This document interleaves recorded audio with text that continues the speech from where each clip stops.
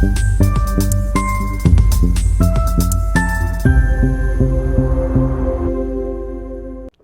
My dear friends, आज है 5 अक्टूबर 2023।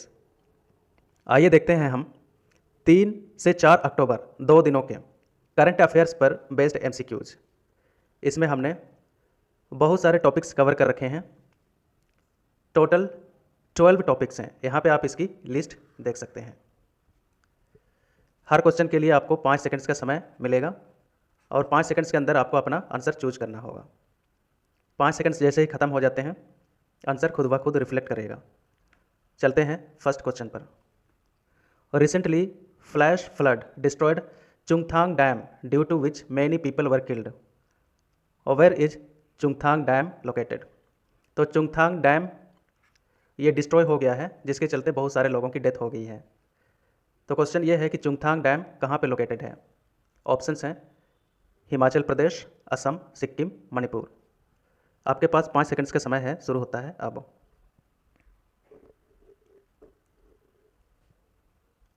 इसका सही आंसर है सिक्किम। चुंगथांग डैम से रिलेटेड कुछ इन्फॉर्मेशंस हैं। चुंगथांग डैम एक ग्लेशियल डैम है जो हिमालयन ग्लेशियर के काफ़ी लंबे समय से पिघलते आने की वजह से बना था ग्लेशियल डैम। अब ग्लेशियल डैम में पानी की क्वांटिटी ज़्यादा हो गई और यह डैम फट गया, जिसके चलते तीस्ता रिवर में पानी की क्वांटिटी बढ़ गई और एक फ्लड की स्थिति पैदा हो गई, जिसके चलते तीस्ता रिवर बेसिन में रहने वाले लोगों को काफ़ी क्षति पहुंची।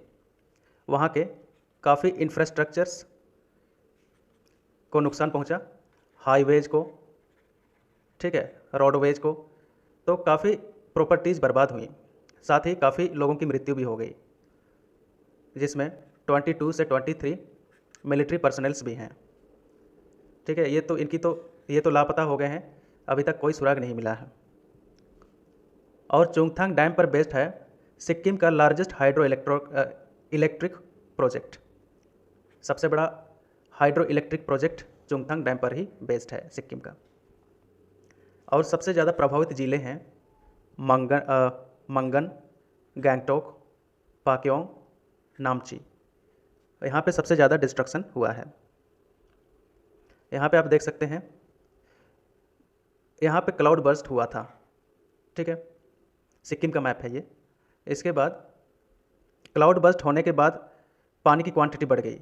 चुंगथांग डैम का लोकेशन यहाँ पे है, गैंगटोक यहाँ पर है, और बदरांग जहाँ पे आर्मी पर्सनल गायब हो गए हैं, ये बदरांग का लोकेशन यहाँ पे है। ठीक है, तो 2 रीजन्स बताए जा रहे हैं। एक तो क्लाउड बर्स्ट हुआ है, ठीक है, मतलब बादल फटा है, और दूसरा कि ग्लेशियल मेल्टिंग से, हिमालय का जो ग्लेशियर है उसके धीरे धीरे मेल्ट करने से पानी की क्वांटिटी बढ़ गई चुंगथांग डैम में। ठीक है, जिसके चलते चुंगथांग डैम फट गया और सारा का सारा पानी तीस्ता नदी में आ गया। तीस्ता रिवर में जब सारा पानी आ गया तो जो रिवर बेसिन के जो एरियाज़ हैं उनको काफ़ी क्षति पहुंची। चलते हैं अगले क्वेश्चन पर। Recently India has asked Canada to withdraw Canadian diplomats from India. तो कितने कनेडियन डिप्लोमेट्स को विदड्रॉ करने के लिए कहा है इंडिया ने कनाडा को। ऑप्शंस हैं 20, 30, 40 या 50। आपके पास 5 सेकंड्स का समय है, समय शुरू होता है अब।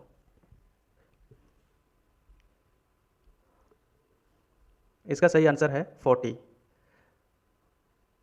इंडिया में कनाडा के 62 डिप्लोमेट्स काम करते हैं अलग अलग कॉन्सुलेट्स में और हाई कमीशन में। और कनाडा का हाई कमीशन इंडिया के न्यू दिल्ली में है, और कई कॉन्सुलेट्स हैं दिल्ली, चंडीगढ़, बेंगलुरु, मुंबई, इन सब शहरों में हैं।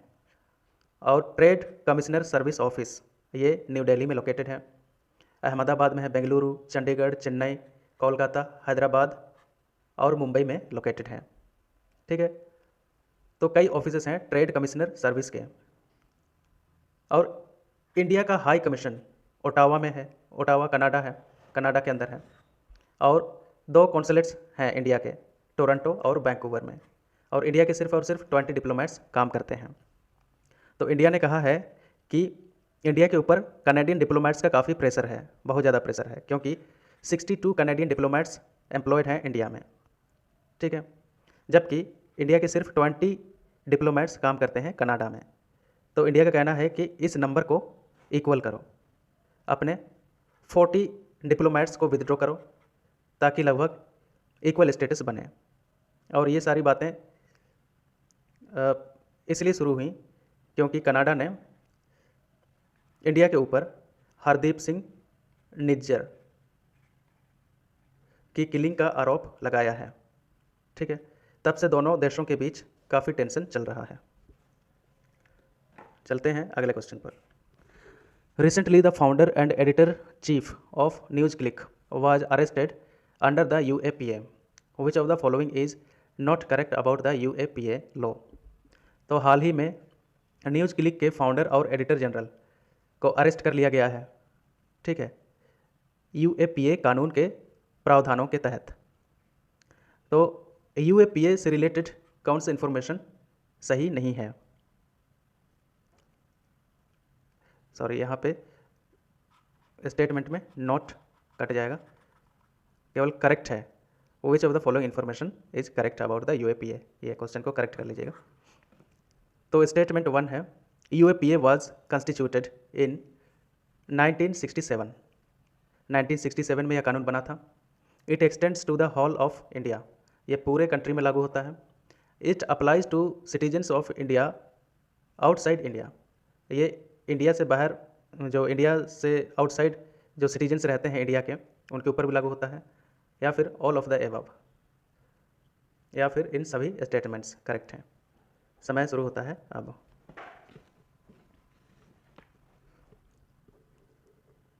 इसका सही आंसर है ऑल ऑफ द एबव, मतलब सारे स्टेटमेंट्स करेक्ट हैं। ठीक है, अब इंडियन गवर्नमेंट ने आरोप लगाया है कि न्यूज़ क्लिक जो एक न्यूज़ चैनल है, इसका लिंक चाइनीज़ गवर्नमेंट से है।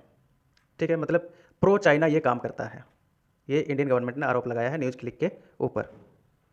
ठीक है, इसीलिए इसके ऊपर एक ट्रेटर होने का चार्ज लगा दिया है UAPA के अंदर। UAPA का फुल फॉर्म क्या होता है? Unlawful activities prevention act. चलते हैं अगले क्वेश्चन पर। When and where was cricket first played in Asian games. First time Asian games में क्रिकेट कब खेला गया? ऑप्शंस हैं, कब और कहाँ खेला गया, ये क्वेश्चन है। ऑप्शंस हैं 1994 in Thailand, 2010 in China, 2011 in Indonesia, 1982 in India. आपके पास 5 सेकंड्स का समय है, शुरू होता है अब।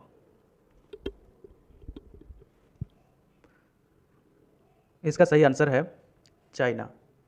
तो 2010 में चाइना में एशियन गेम्स के अंदर पहली बार क्रिकेट खेला गया था।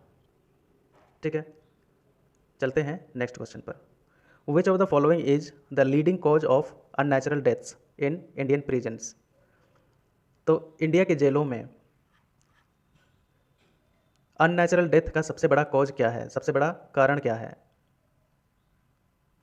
ऑप्शंस हैं नेग्लिजेंस, सुइसाइड, ड्रग ओवरडोज या होमिसाइड। आपके पास 5 सेकंड्स का समय है, समय शुरू होता है अब।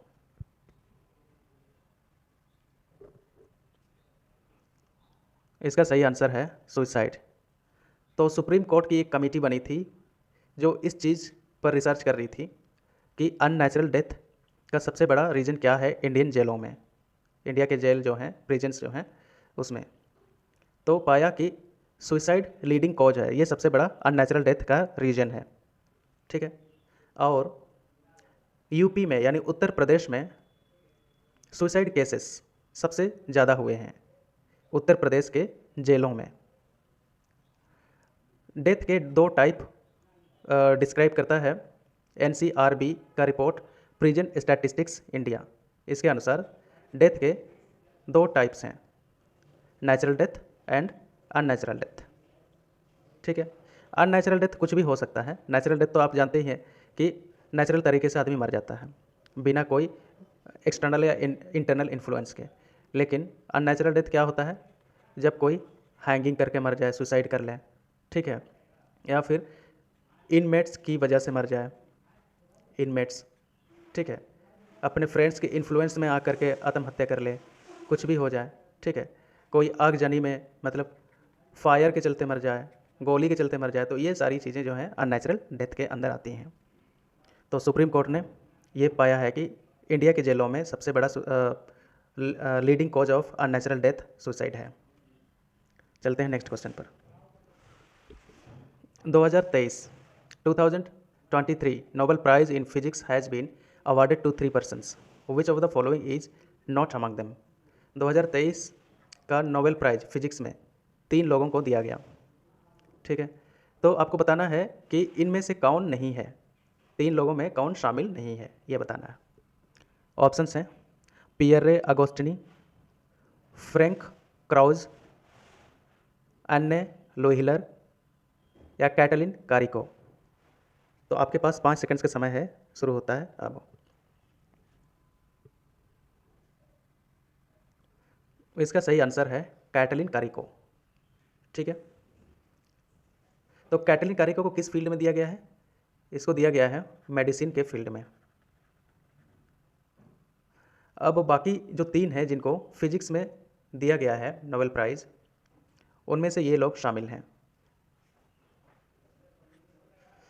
पियरे अगोस्टिनी ये कहाँ के हैं? यूएसए के हैं। फ्रैंक क्राउज ये हैं जर्मनी के, और अन्ने लुहिलर ये हैं स्वीडन के। और इनको किस चीज़ के लिए मिला है, मतलब फिजिक्स में इन्होंने क्या काम किया जिसके चलते नोबेल प्राइज़ मिला? इन्होंने पल्स को मेजर करने का एक नया टेक्नोलॉजी डेवलप किया, मतलब अट्टो सेकेंड्स में पल्स को मेजर कर सकता है ये टेक्निक। अट्टो सेकेंड क्या होता है? ये बहुत छोटी यूनिट होती है, ठीक है। मतलब यहाँ पे इसके डिस्क्रिप्शन दिया हुआ है, a unit so short that there are many as many in 1 seconds as there have been second since the universe birth over 13 billion years ago. मतलब यूनिवर्स के बर्थ से, यूनिवर्स का बर्थ हुआ था 13 बिलियन ईयर्स अगो। इस समय से अभी तक जितने सेकेंड्स हुए हैं उतने सेकेंड्स के बराबर अट्टो सेकेंड है। मतलब जितने सेकेंड्स हुए हैं उस ड्यूरेशन के बराबर अट्टो सेकेंड है। मतलब अट्टो सेकेंड्स काफ़ी छोटी यूनिट है, ठीक है। तो इसका इन्होंने खोज किया था। चलते हैं नेक्स्ट क्वेश्चन पर। अगला क्वेश्चन है Azerbaijan shares parts of its border with which सी?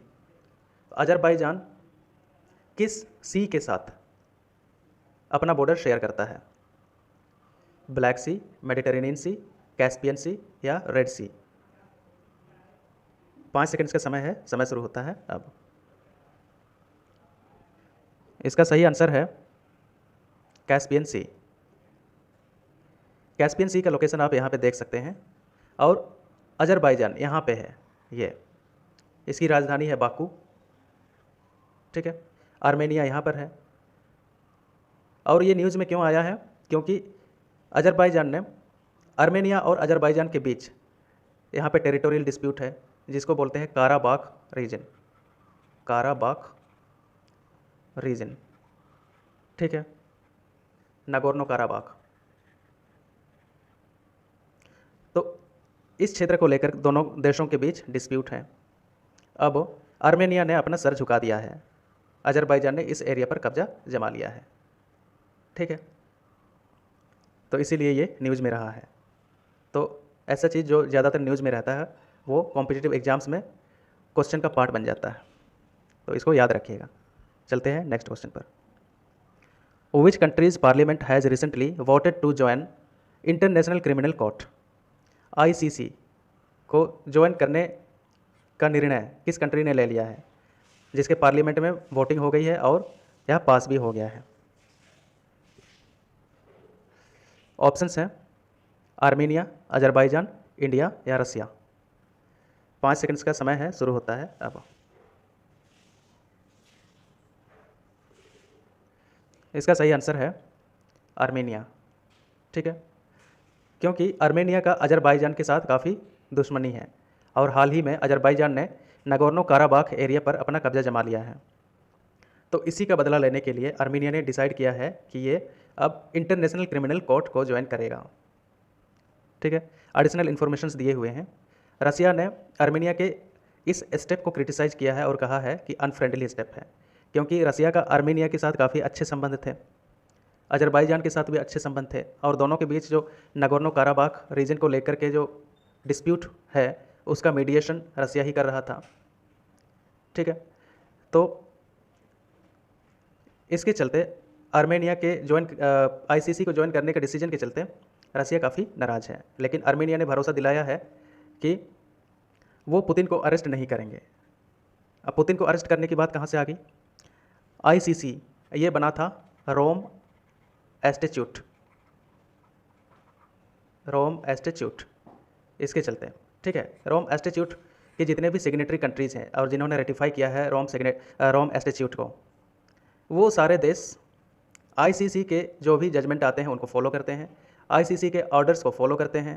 ठीक है, तो कुछ समय पहले ही आईसीसी ने, इंटरनेशनल क्रिमिनल कोर्ट ने, रसिया के प्रेसिडेंट पुतिन को अरेस्ट करने का आदेश जारी किया था। पुतिन के ऊपर यूक्रेन वॉर का दोष लगाया था और इसलिए पुतिन को अरेस्ट करने का आदेश जारी किया था। अब जो भी कंट्री आईसीसी के मेंबर हैं उनके ऊपर बाउंड है कि ये पुतिन को अरेस्ट करेंगे। तो अब रसिया को डर सताने लगा है कि कहीं आर्मेनिया में रशियन प्रेसिडेंट व्लादिमीर पुतिन चले गए और उनको उन्होंने अरेस्ट कर लिया, तो इसका डर सताने लगा है। और अगला पॉइंट है कि आर्मेनिया अजरबैजान से बदला लेने के लिए ये डिसीजन लिया है। ठीक है, चलते हैं नेक्स्ट क्वेश्चन पर। Mohamed Muizzu, the president elect, has threatened to remove Indian military from its soil if he becomes the president. Mohamed Muizzu is the president elect of which country? ठीक है, दरवाजा बंद करो। तो ये है कि मोहम्मद मुइजू ये प्रेसिडेंट इलेक्ट हैं, प्रेसिडेंशियल कैंडिडेट हैं, हालांकि अब प्रेसिडेंट बन चुके हैं।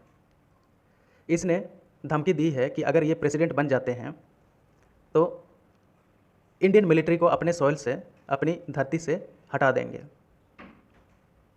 ठीक है, तो क्वेश्चन ये है कि मोहम्मद मुइजू ये कहाँ के प्रेसिडेंट इलेक्ट हैं, कहाँ के प्रेसिडेंशियल चुनाव लड़ रहे थे? एक दिन पहले का क्वेश्चन है, इसलिए इसमें प्रेसिडेंट इलेक्ट वर्ड का जिक्र है। ठीक है, हालांकि अब ये प्रेसिडेंट बन चुके हैं। ऑप्शन है मालदीव्स, मलेशिया, इंडोनेशिया या सिएरा लियोन। आपके पास 5 सेकंड्स का समय है, समय शुरू होता है अब। इसका सही आंसर है मालदीव्स। ये मालदीव्स के प्रेसिडेंट हैं। जब ये प्रेसिडेंट इलेक्ट थे, मतलब जब प्रेसिडेंशियल चुनाव लड़ रहे थे, तो उस समय कहा था, मतलब प्रॉमिस किया था मालदीव्स की जनता से कि जब वह प्रेसिडेंट बन जाएंगे तो जितने इंडियन मिलिट्रीज़, जितनी इंडियन आर्मी डिप्लॉयड है मालदीव के लैंड पर, उनको हटा देंगे। तो ये प्रॉमिस किया था मोहम्मद मुइजू ने, और कहा कि जब मैं प्रेसिडेंट बन जाऊंगा तो अपने प्रॉमिस को निभाऊंगा। ठीक है, Mohamed Muizzu actually pro China काम करता है ये। ठीक है, इससे पहले जो प्रेसिडेंट थे इब्राहिम सोली,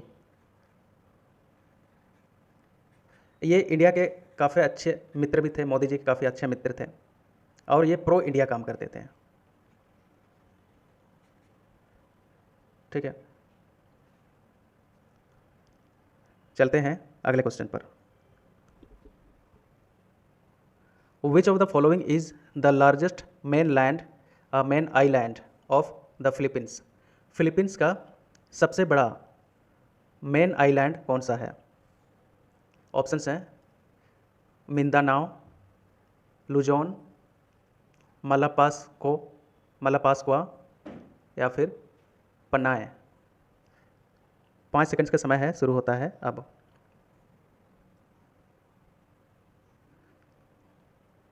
इसका सही आंसर है लुजोन होना चाहिए, गलत ऑप्शन टिक हो गया है। इसका सही आंसर होगा लुजोन। ठीक है, इसको करेक्ट कर लीजिएगा। कुछ एक्स्ट्रा इन्फॉर्मेशंस दिए हुए हैं। यूएस और फिलीपींस ने हाल ही में स्टार्ट किया है जॉइंट नेवल एक्सरसाइज, जिसका नाम है सामा सामा, लुजोन में। ठीक है, मतलब लुजोन के दक्षिण में स्टार्ट किया है, लुजोन के पास ही। और ये एक्सरसाइज दोनों कंट्री इसलिए कर रहे हैं ताकि ये चाइना को डिप्लोमेटिक तरीके से काउंटर किया जा सके, क्योंकि चाइना का टेरिटोरियल अग्रेशन देखने को मिलता है साउथ चाइना सी में, जहाँ पे फिलीपींस भी है। फिलीपींस के काफ़ी आइलैंड्स हैं, उस पर चाइना क्लेम करता है।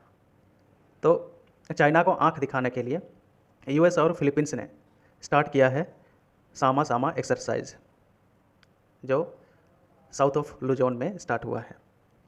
फिलीपींस से रिलेटेड कुछ जानकारी ले लीजिए। फिलीपींस का कैपिटल है मनीला, ऑफिशियल लैंग्वेज है फिलिपिनो, और यहाँ की करेंसी को पीसो बोला जाता है। ठीक है, चलते हैं नेक्स्ट क्वेश्चन पर। Alexei Ekimov, Louis Brus and Moungi Bawendi, ठीक है, have been awarded Nobel prize for which field. तो ये तीन लोग हैं, Alexei Ekimov, Louis Brus and Moungi Bawendi. इनको किस फील्ड में नोबेल प्राइज़ मिला है 2023 का? इकोनॉमिक्स, केमिस्ट्री, मेडिसिन या लिटरेचर? 5 सेकंड्स का समय है, शुरू होता है अब। इसका सही आंसर है केमिस्ट्री। और इनको केमिस्ट्री में नोबेल प्राइज़ क्यों मिला, कारण दिए हुए हैं यहाँ पर। इन्होंने क्वांटम डॉट्स की खोज में बहुत बड़ी भूमिका निभाई। क्वांटम डॉट्स क्या है? ये बहुत ही स्मॉल क्रिस्टल्स होते हैं जो काफ़ी अनोखे प्रॉपर्टीज़ से बने होते हैं, और इनका एप्लीकेशन वेरियस फील्ड्स में होता है, जैसे न्यू एज एलईडी स्क्रीन। ठीक है, स्क्रीन्स के फॉर्मेशन में इन्हीं का यूज होता है, न्यू एलईडी स्क्रीन्स के। और क्वांटम कंप्यूटर्स में भी इन स्मॉल क्रिस्टल्स का यूज होता है जो क्वांटम डॉट्स से बने होते हैं। तो इसी की खोज करने के लिए इन तीनों को केमिस्ट्री में नोबेल प्राइज़ मिला है। नोबेल प्राइज़ कितने क्षेत्रों में दिया जाता है? 6 फील्ड्स में दिया जाता है, physics, chemistry, medicine, literature, economics and peace. ठीक है, फर्स्ट नोबेल प्राइज़ कब दिया गया था? 1901 में। और इसमें रिवार्ड क्या दिया जाता है? एक gold plated green gold medal दिया जाता है, और डिप्लोमा दिया जाता है, एंड 11 मिलियन सेक दिया जाता है, मतलब 11 मिलियन सेक। सेक क्या है? ये स्वीडिश करेंसी है। ठीक है, और इकोनॉमिक्स के क्षेत्र में 1969 से स्टार्ट हुआ है नोबेल प्राइज़। पहले सिर्फ 5 एरियाज में दिए जाते थे, लेकिन इकोनॉमिक्स में बाद में स्टार्ट हुआ 1969 में। चलते हैं नेक्स्ट क्वेश्चन पर।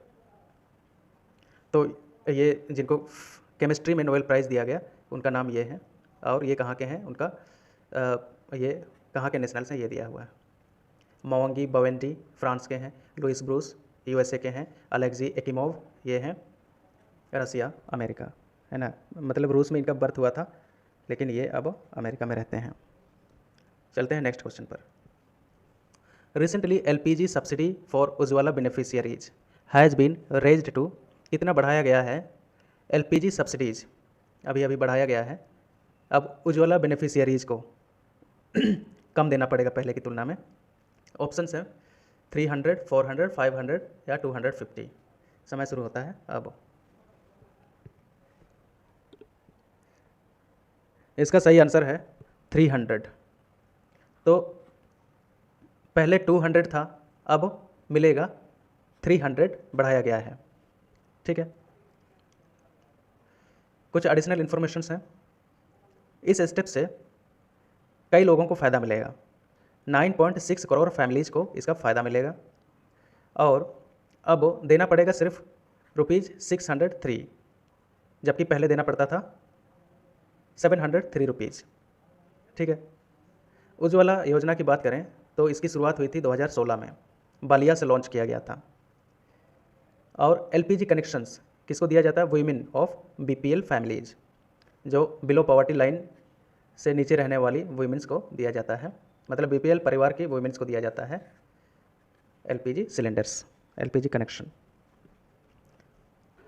तो आज के करंट अफेयर्स में बस इतना ही, मिलते हैं अगले वीडियो में। Thanks a lot.